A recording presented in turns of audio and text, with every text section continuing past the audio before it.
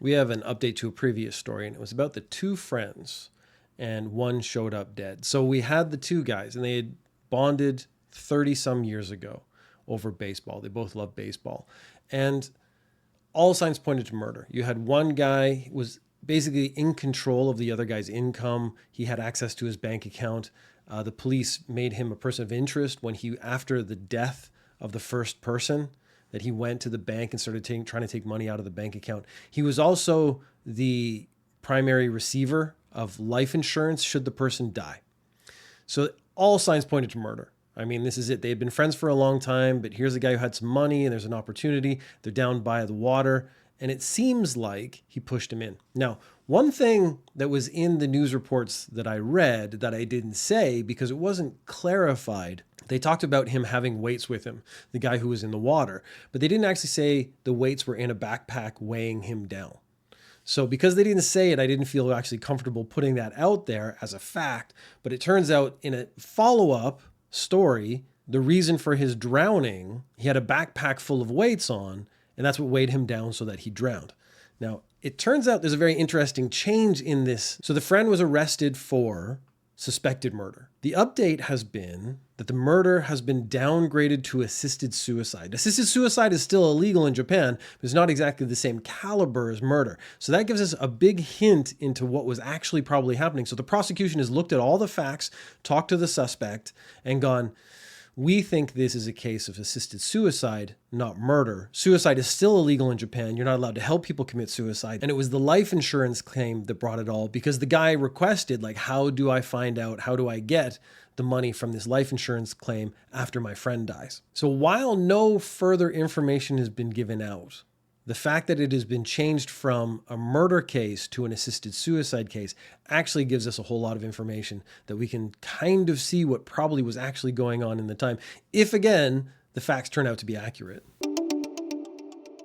A clothing store, Shimamura, has released a Kirby branded hoodie. So it's a pink hoodie with Kirby's eyes and mouth on the front. He's not a very complex character.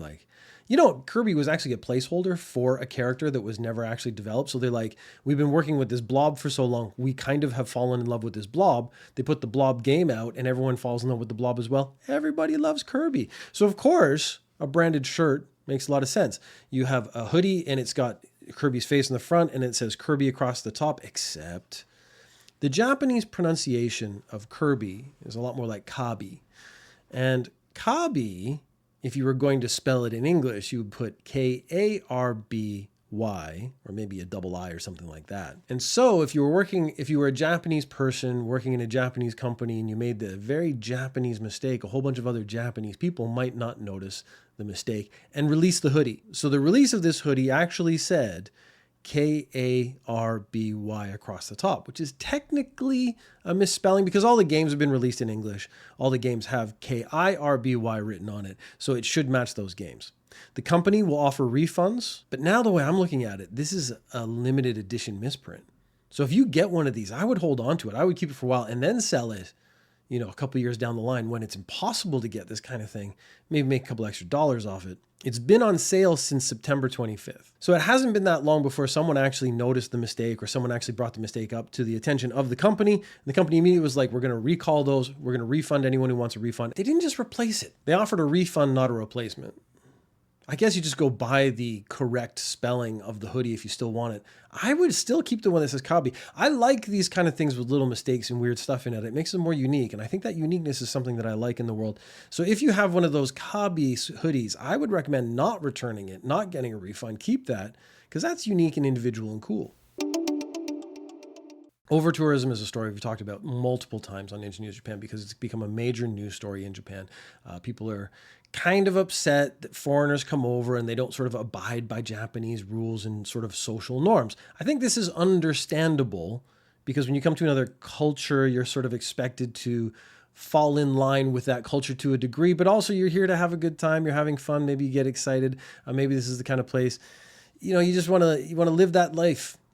Usually it's drinking or just behaving badly or being really rude. It's really clear. This one, the behavior itself doesn't bother you as much. It's where the lady did it. So this is now national news. A former gymnast had decided to show off some skills for Instagram. This is apparently something she does. She travels around and she does athletic feats for her followers on Instagram. She has 140,000 followers, making sure that everything she does gets out there so people are going to see what she does. This maybe fall into the like, maybe video it and then check with some people before you post it. That actually might be a good idea. She was visiting a shrine, and then leading up to shrines, there are torii gates. These are the very classic Japanese painted red gates. Often they get smaller, so it looks like it sort of zooms into this like middle distance kind of thing, which I really like. I really like the torii gates, to be honest. It's one of those things that's very Japanese. It's very iconic. They're cool. I like them. She decides to show off some of her skills, some of her calisthenics, I guess. So she jumps up and starts doing what I would call controlled chin-ups on the torii gate. There's a song going, she pulls herself up about halfway, she moves to the left, she moves to the right, she moves her legs around, and then she like comes down very slowly. Clearly a very physically capable woman with abilities, but doing it at a shrine, which is a religious site, could be seen as disrespectful. I knew that. I would consider myself fairly ignorant of most things. If I'm being really honest, like when it comes to religion and stuff, I don't know that much, but I know don't pee on stuff. Don't go to religious sites and start working out. It's just one of those things. It's just seen as disrespectful by the people who do take it. Like maybe I don't take religion seriously. Other people do. Therefore, I'm not going to do anything in a religious setting just so I don't piss off the people who do take it seriously, because they are taking it seriously because they're there at that time. She says she did not realize she was at a sacred place and acted without thinking. Now, I can promise you half of that statement is true.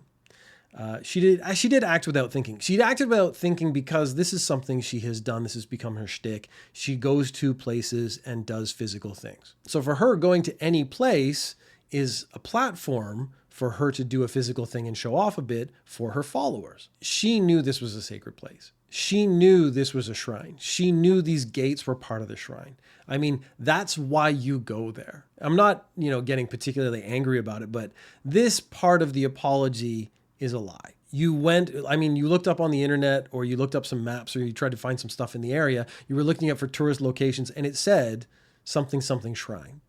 And the torii gates lead up to the shrine. So she knew where she was going that day and what it was. I cannot believe she did not know she was going to a shrine that day. I can't believe that she didn't know that a shrine is sacred ground. So I don't mind the apology. I think that's fine. She did something. She said, you know what? I was disrespectful. I was caught up in the moment. I was excited about what I was doing. This is kind of my thing. I didn't really connect the two things in the moment, and I did it without thinking. 100% kind of believe that. I apologize for it. I take responsibility for it. I would be okay with that. The I didn't know smacks of a little bullshit to me. Because she has a fairly large following, 140,000 followers on Instagram. I mean, she might have other platforms where she does the same thing, like TikTok and stuff. There was, of course, a lot of Japanese people found out about it, probably got spread out. It was in Japan, so it's going to get spread to a bunch of Japanese users. There was immediate backlash with people telling her not to come back to Japan again. So she has done this thing, gone back home, probably posted it from home or at the end of her trip. Gone back home, and now people are like sending her messages like, please never come back to Japan. From a Japanese person, that's like one step down from a death threat. They don't do a lot of death threats in Japan. When they do, it's actually illegal. That's something else we should talk about. I mean, we've talked about in the past, but be very careful about giving death threats. But just saying like, hey, we don't appreciate what you did. Don't come back to Japan. It still hurts. Having a whole country turn around and go like, we don't want you here. Please don't visit us again. That's got to be a lot. So she posted her apology. I think her apology, again, when you throw some bullshit into your apology, it's hard to take it sort of ruins your whole apology. You got to just own up to what you did, be honest about it, and then take responsibility for it and apologize. And then we could maybe accept your apology. Maybe I still don't want you to come back and visit Japan. Going to a shrine and saying you didn't know this was a sacred place. I'm sorry, I just don't buy it. Bandai Namco. It's a big Japanese video game company. They do other stuff, but video games is kind of what they're famous for in the world at large. They have been accused of using oidashi beya, and these are called in English would be expulsion rooms. And this is a very Japanese way to handle a problem. So they want to reduce their staff numbers. And maybe they don't want to pay severance to those staff members that they want to get rid of. So they do this Japanese thing. And I'd heard about this, but I'd never seen it done. My company apparently doesn't do it, which is a good thing. But I'd heard about it from other people that it happens in other companies. So I was wondering if it's real. And so this is an accusation of sorts because this is sort of an underhanded way to handle the problem. What they do is put you in a room and they don't give you any work. And now, at first, that sounds like a dream job. You're getting paid to do nothing. But the idea is to give you nothing to the point where you get so frustrated with doing nothing, you actually quit. And if you quit, you don't get your severance package, that kind of thing. So it's not them letting you go. It's them frustrating you to the point where you quit. Bandai Namco is being accused of wanting to cut its workforce. So it's sending workers to these floors. These rooms have just a room, maybe a desk, and nothing to do.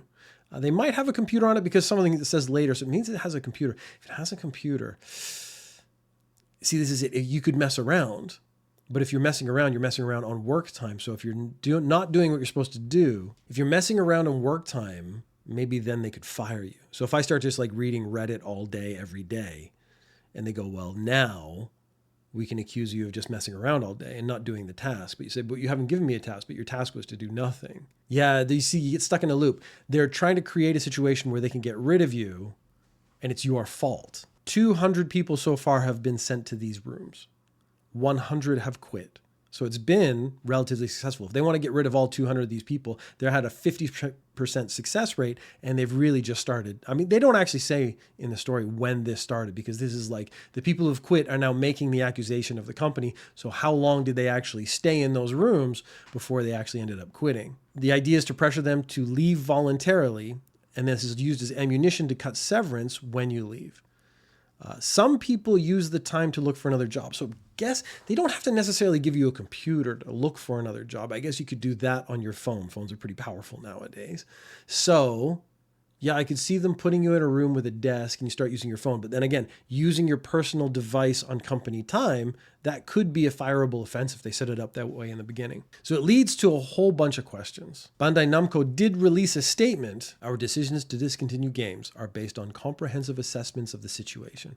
Some employees may need to wait a certain amount of time before they are assigned their next project. So this is what they're saying. Like, these people, they're not being put in these rooms so they don't do anything, so they get so bored they quit. They're just being put in a holding pattern until we give them the next exciting project, the next big step in their career. We're not doing anything wrong. We are setting these people up for success because we want to put the right person in the right place. But we do move forward with assignments as new projects emerge. There is no organization like Odashibeya at Bandai Namco Studios designed to pressure people to leave voluntarily. And it's almost like if you say it that blatantly, you're more likely doing the thing you're not doing. That's actually the thing for me for the statement. The statement is so clear. They're like, no, we're not doing the very specific thing. Makes me think you are absolutely doing the very specific thing you're being accused of.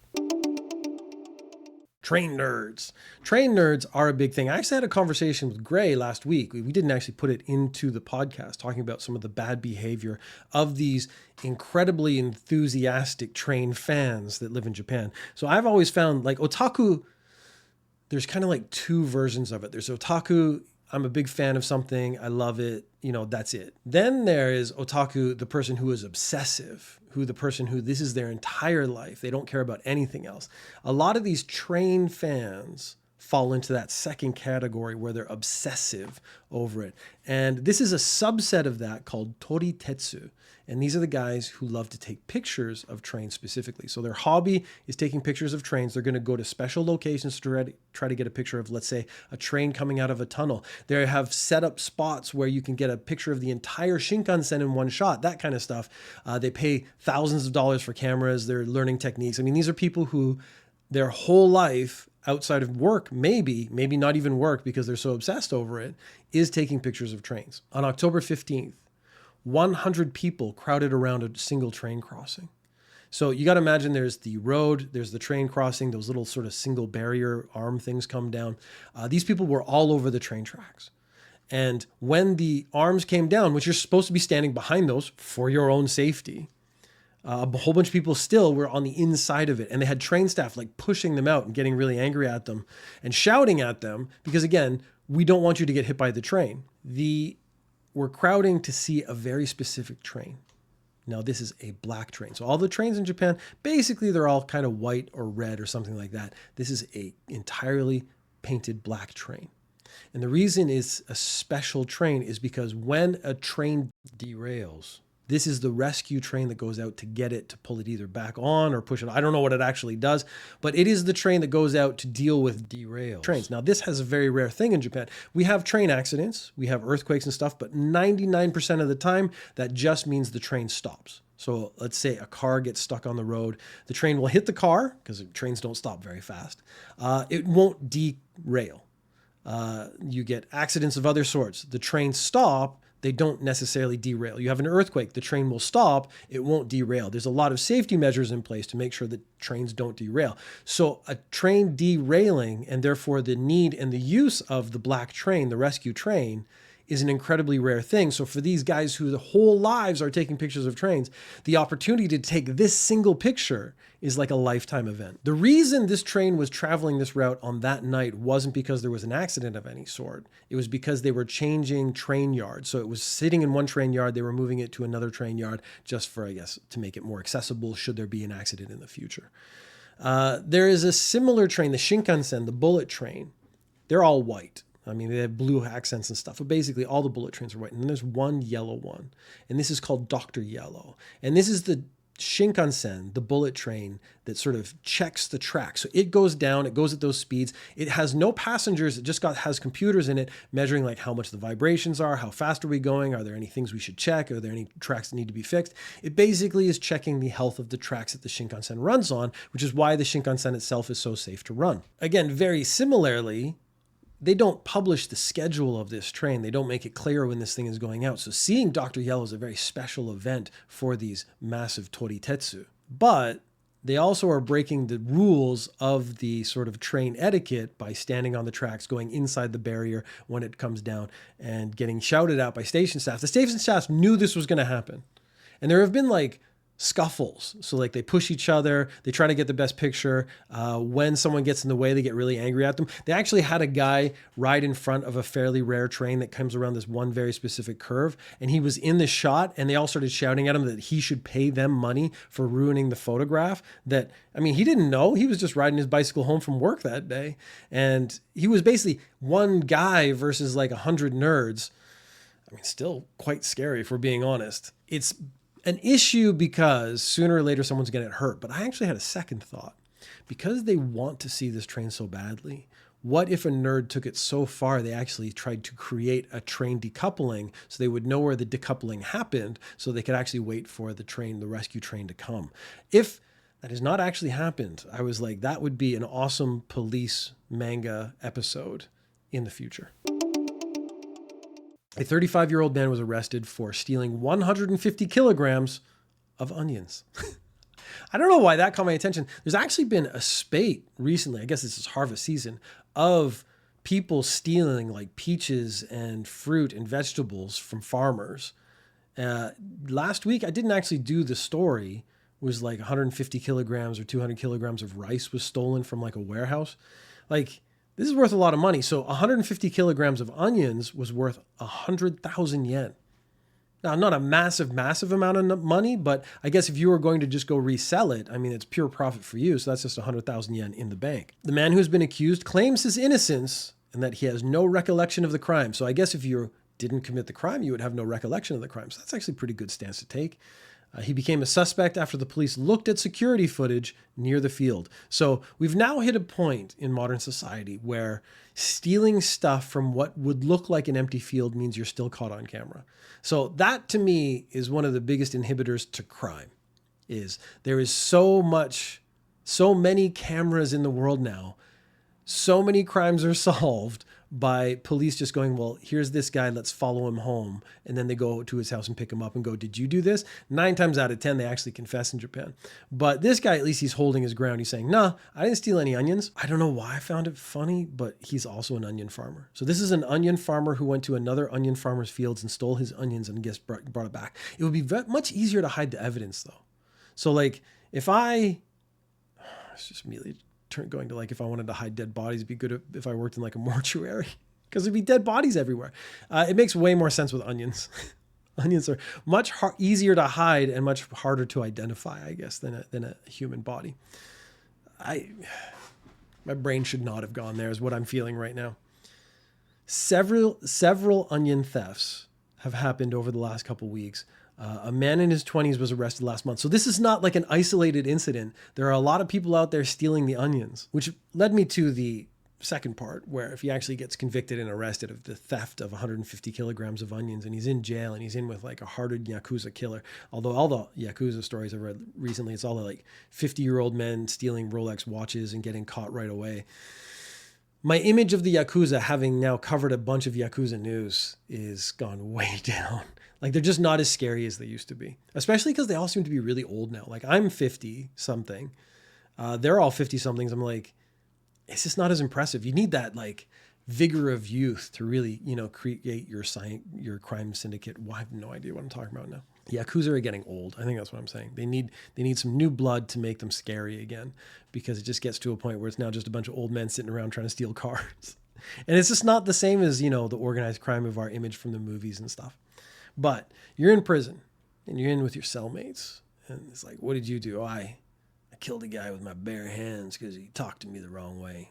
What'd you do? I stole 100 kilograms of onions. I don't know. I immediately went into like almost like a Midwestern accent there for a bit.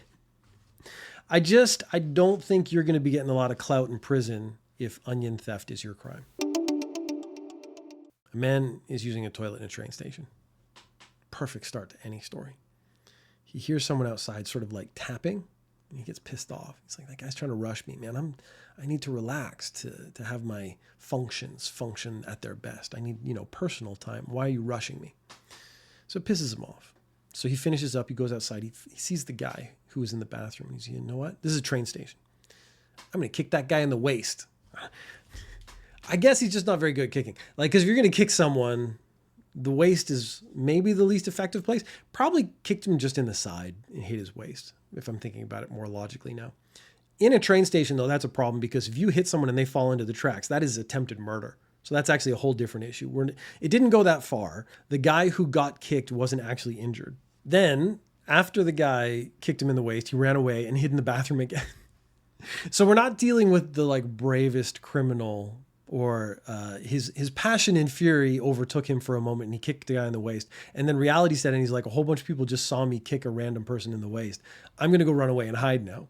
So this guy's his thought processes aren't great. Turns out the reason the man was clicking was because he was blind. This was the multi-use toilet. He was blind. He was using his cane to find his way into the bathroom. So he wasn't actually trying to rush that guy. He was just trying to find the bathroom. Maybe perfectly fine with waiting. Maybe he didn't even need to use that toilet stall. We don't know what was happening there. We do know that a blind man was using the like more accessible toilet. This guy misinterpreted it, got pissed off, went and kicked a blind guy on the platform, and was arrested for it. When he was arrested, he said, I heard the clicking and thought he was pressuring me. Oh, no. I heard the clicking and I thought he was rushing me. I got angry and kicked him. I didn't know he was blind. Now, I'm going to go ahead and put it out there that him being blind is not the important part of that statement. You shouldn't be kicking anybody, like blind or not blind. Him being blind makes it slightly worse because he can't really protect himself. And he was completely innocent in the first part of the accusation. So he's saying, like, if I'd known he was blind, I wouldn't have gotten so pissed off, which I don't believe. I think he would have just maybe not kicked him, but he still would have been angry. So there's certainly some emotional issues going on there. How did they find him in the bathroom so quickly? Well, it turns out security footage. So related to my previous story, you're not going anywhere where you're not being videoed. So this guy, the police were like, let's look at this video footage. They see the guy kick the blind guy. They see him run away. They follow the cameras back to where he went. Well, he's gone into the bathroom. They go into the bathroom. He's arrested immediately. So again, Ninja News Japan is all about the crimes. And no, what are we about? We're not about the crimes. We're about not committing crimes. I just want people to think. No, I got no conclusion. Don't kick blind people. I mean, given, don't commit crimes. I've done that one a million times. You're being watched. That's it. We have our lady who decided to do chin-ups on a torii gate and got in trouble. She's being watched. She posted on the internet. We got a guy stealing onions. He was in an empty field, still was on security cameras. We have a guy kicking people in the train station. You're on camera. You're on camera all the time. You're going to get caught. You got to realize you have to, I don't care about morals anymore. You're going to get caught because you're being filmed.